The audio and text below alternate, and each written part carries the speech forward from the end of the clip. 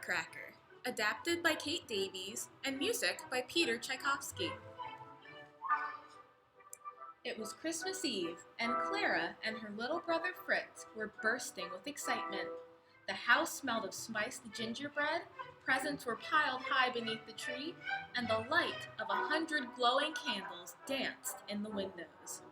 As the grandfather clock struck 6, there was a knock at the door. Clara's godfather, Drosselmeyer, swept in from the snow, producing gifts as if by magic. Toy soldiers for Fritz, and for Clara, the most beautiful wooden nutcracker, shaped like a prince with a cherry red coat and indigo eyes. Fritz eyed the nutcracker enviously.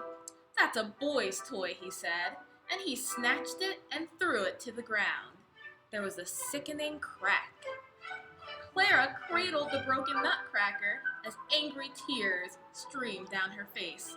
"Please, Drosselmeyer, can you fix him?" Her godfather looked at her thoughtfully. "Leave him under the Christmas tree tonight, and he'll be good as new by morning." Just before midnight, Clara woke with a start.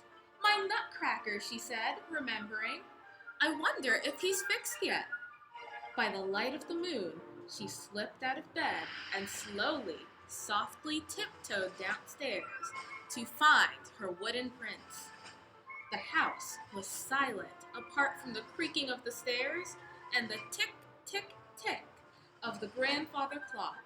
But as Clara stepped into the hallway, there was a deafening dong. The clock chimed the first stroke of midnight, and the house began to shake. Right before her eyes, the Christmas tree began to bristle and creak and grow, taller and taller and taller still. She looked for her nutcracker, but he was nowhere to be seen. Then she heard a rustling and scuttling coming from upstairs. She looked up, and 1,000 pairs of gleaming eyes glared back at her. Mice!